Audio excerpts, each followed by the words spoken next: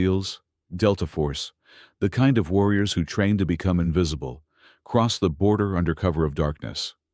They don't wear uniforms or carry badges. They blend into the chaos, dressed like locals.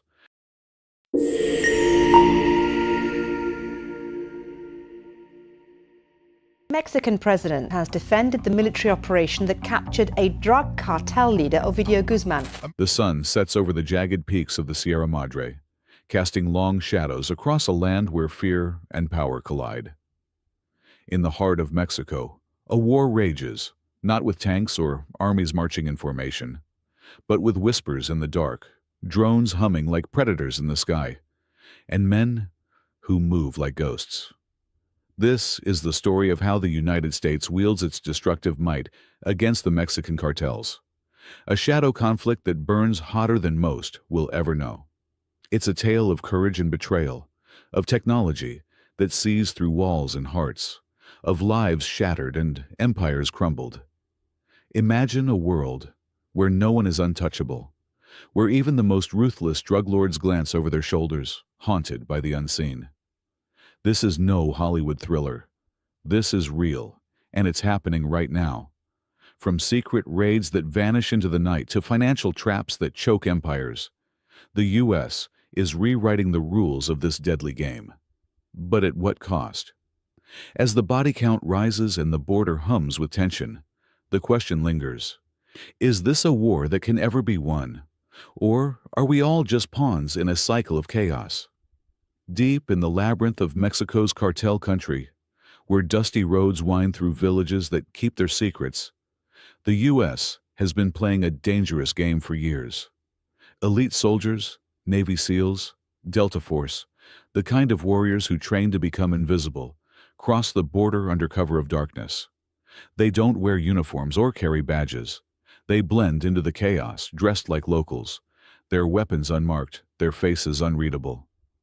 These are the ghosts of America's war on drugs, slipping into Mexico to hunt men who've built empires on blood and fear.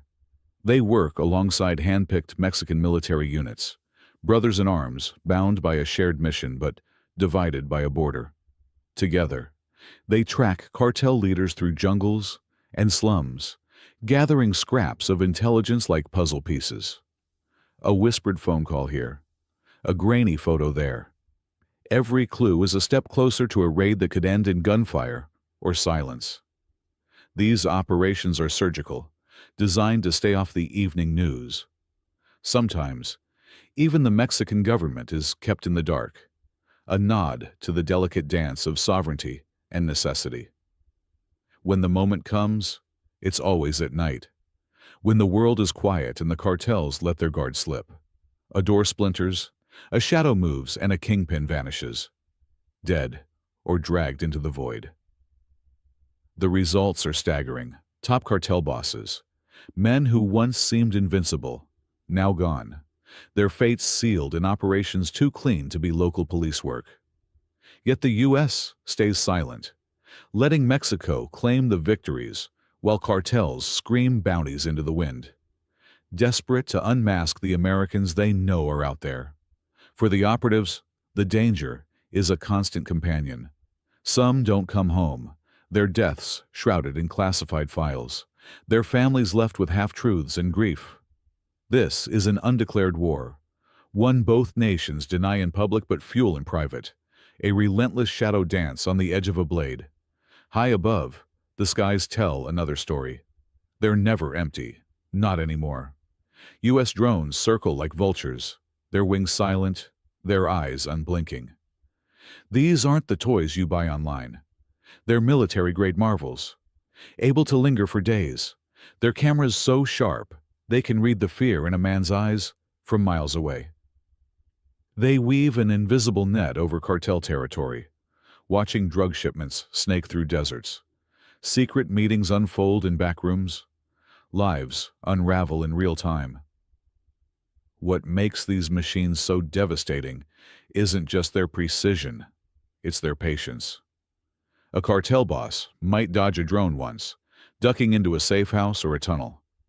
But the drones don't tire. They keep watching, day after day, building a map of a target's life. where he eats, who he trusts, where his children play. This data feeds into AI systems that hum in distant bunkers, predicting a kingpin's next move with eerie accuracy. When the time is right, a signal flashes, and either Mexican forces or U.S. shadows move in, swift and merciless. For the cartels, it's a waking nightmare. They know they're being watched, but by what?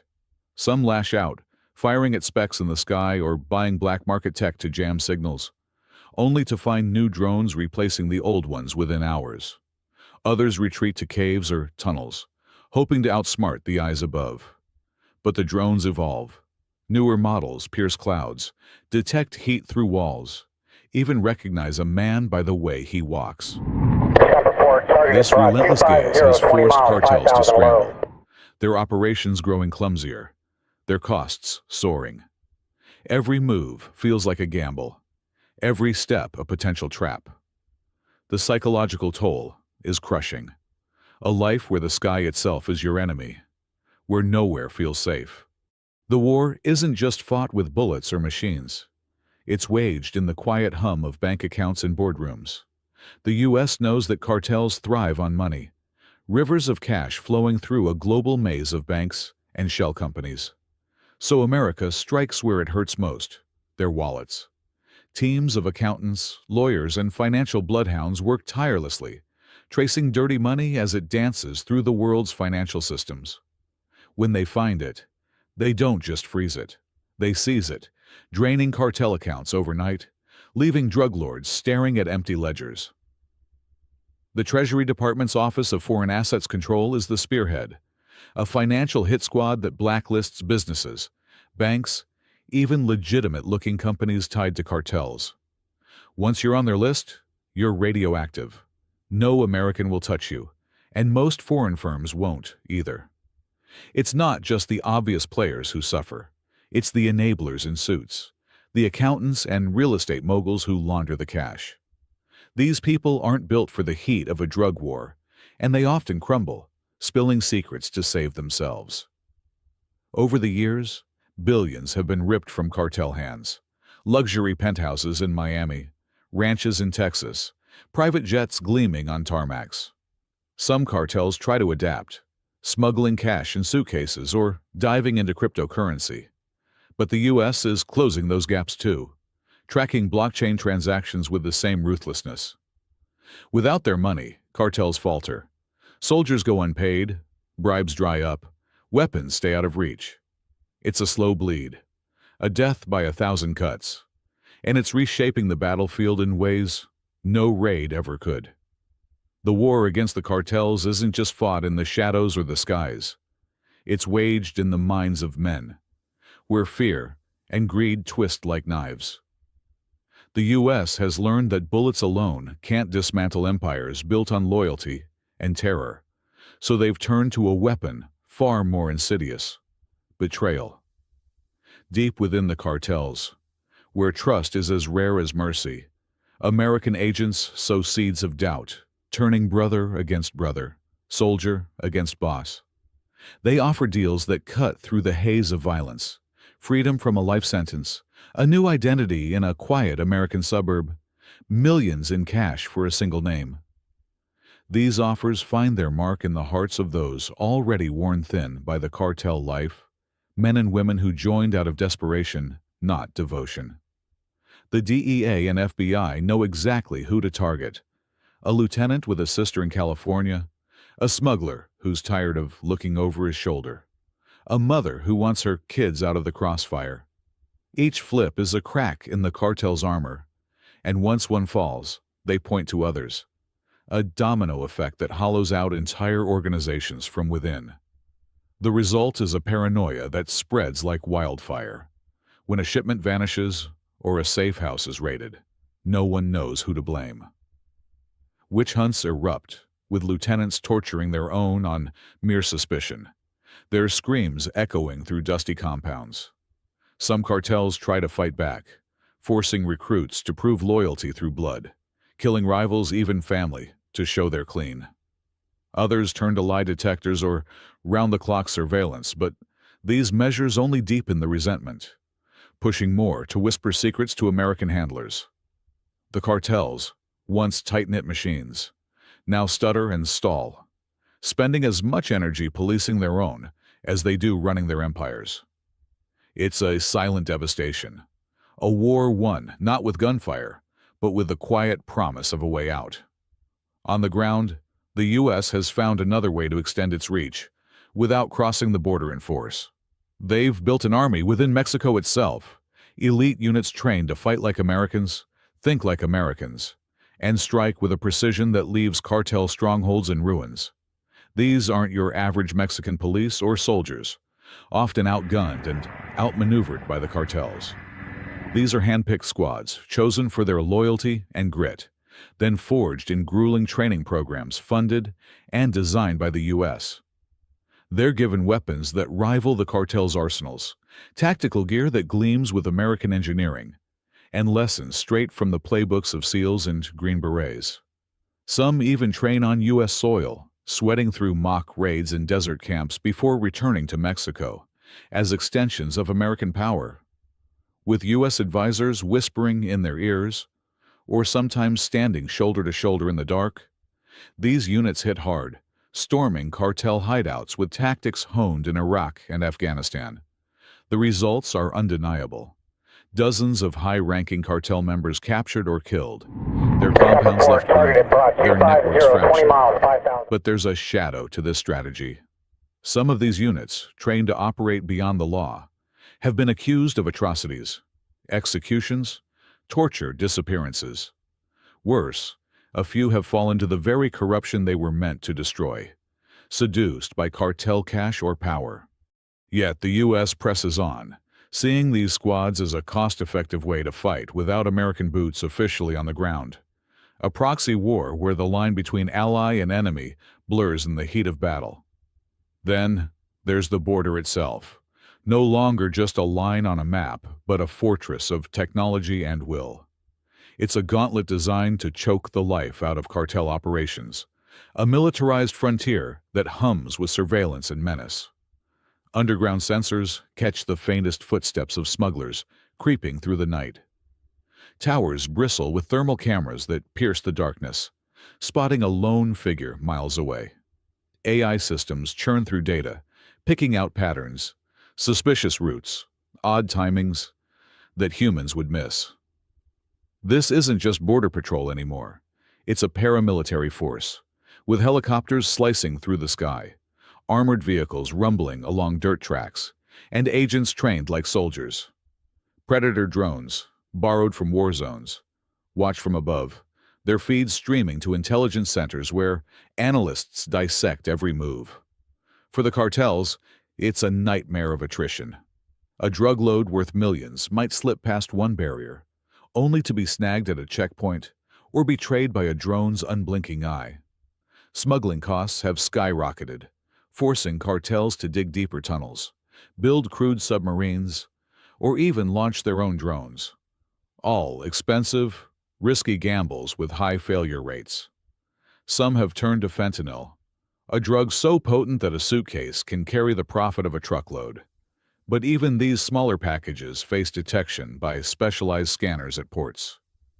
The border's chokehold has pushed cartels to diversify, leaning on extortion or kidnapping within Mexico to make up for losses.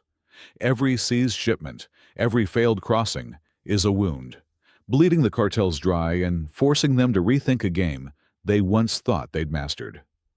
The fight goes deeper, striking at the very roots of the cartel's power, their product. For decades, the U.S. has waged chemical warfare, not on people, but on the crops and labs that fuel the drug trade. High above Mexico's jungles and mountains, American-funded planes release clouds of industrial-strength herbicides, turning lush poppy fields and marijuana plantations into barren wastelands. These aren't garden-variety weed killers. They're designed to poison the soil for seasons, making it impossible to replant. Satellites guide these missions, spotting hidden fields in remote valleys where cartels thought they were safe. Helicopter gunships guard the spray planes, swooping low to ensure the chemicals hit their mark. In minutes, Months of cultivation, millions in potential profit, wither and die. Beyond the fields, the U.S. targets the labs, tracking the precursor chemicals needed to cook meth or cocaine. These are everyday industrial products, but American agents monitor their flow like hawks, pressuring global suppliers to flag suspicious orders. When a shipment of chemicals pops up in cartel territory, raids follow. Sophisticated labs, worth millions, are dismantled overnight. The DEA trains Mexican teams to handle these busts, navigating toxic fumes and volatile compounds that could spark disaster. This relentless assault forces cartels to scatter, building more vulnerable than the last. The war against the cartels isn't just about raids or money. It's about breaking their spirit, turning their own, and making every corner of their world feel like a trap. The U.S. has mastered the art of psychological warfare, wielding information like a blade to cut through the cartel's grip on Mexico's soul. Across dusty towns and sprawling cities, American agencies flood the airwaves with stories that strip away the cartel's Robin Hood mystique. Billboards loom over highways, plastered with the faces of kingpins and promises of life-changing rewards for a single tip. Radio ads and TV spots don't shy away from the carnage. Children lost to addiction, families torn apart, bodies left in the streets. These campaigns hit hard, turning neighbors into informants and communities into battlegrounds where loyalty is a luxury no one can afford. More sinister are the whispers planted in the shadows, rumors that a cartel boss is skimming profits or snitching to the feds. Whether true or not, these lies fester, breeding distrust that tears organizations apart. Anonymous tip lines buzz with voices desperate to escape the violence, and when arrests follow, the cartel's code of silence crumbles. The U.S. doesn't stop there. They track cartel families living lavish lives abroad, kids in elite schools, spouses shopping in Paris, parents in American hospitals. A visa vanishes, a bank account freezes, and suddenly the untouchable feel the squeeze. Some leaders, desperate to shield their loved ones, turn themselves in or spill secrets, trading power for safety.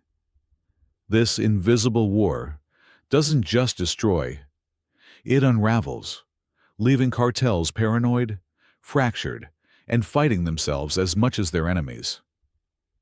Technology has become the U.S.'s most relentless weapon, a sci-fi arsenal that leaves no hiding place. The NSA intercepts phone calls and texts, cracking encrypted messages cartels thought were safe. Voice recognition picks out a kingpin's voice in seconds, even through disguises.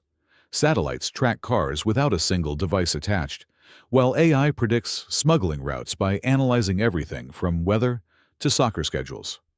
Long-range microphones eavesdrop through walls, capturing whispers from hundreds of yards away. Facial recognition scans crowds, spotting targets by the unique veins beneath their skin. Some cartels try to go analog, passing handwritten notes or meeting in person. But even these efforts fail against microphones that hear through concrete or drones that read body heat through roofs. The psychological weight is crushing. Cartel leaders live like hunted animals, second-guessing every call, every step. Predictive algorithms take it further, forecasting where drugs will move or who might betray their boss, letting authorities strike with eerie precision. Cartels slow to a crawl, bogged down by security protocols that can't keep up with America's tech juggernaut. The result is a world where no bunker is deep enough, no code unbreakable, no one truly safe. At the heart of this war is the kingpin strategy, a brutal calculus that targets the cartel's heads to sow chaos below. When a leader is identified, the U.S. unleashes everything: satellites, informants, elite teams tracking their every move, sometimes for years. The raids are lightning fast, often at dawn, catching bosses in their beds before bodyguards can blink. Mexican special forces, trained by Americans, or sometimes U.S. operatives themselves, storm in with military precision, leaving no time for escape. Captures are preferred. Living kingpins spill secrets, but kills happen too, swift and final. The real devastation comes after. When a boss falls, the cartel implodes. Lieutenants turn on each other, fighting for the throne in bloody power struggles. Alliances with corrupt officials dissolve. Safe houses are abandoned. Smuggling routes forgotten. Smaller factions splinter off, sparking turf wars that paint the streets red. The chaos serves America's purpose, keeping cartels disorganized, their attention turned inward, their ability to flood the U.S. with the drugs weakened. But there's a cost. The violence spikes, towns become battlegrounds, and innocent lives get caught in the crossfire.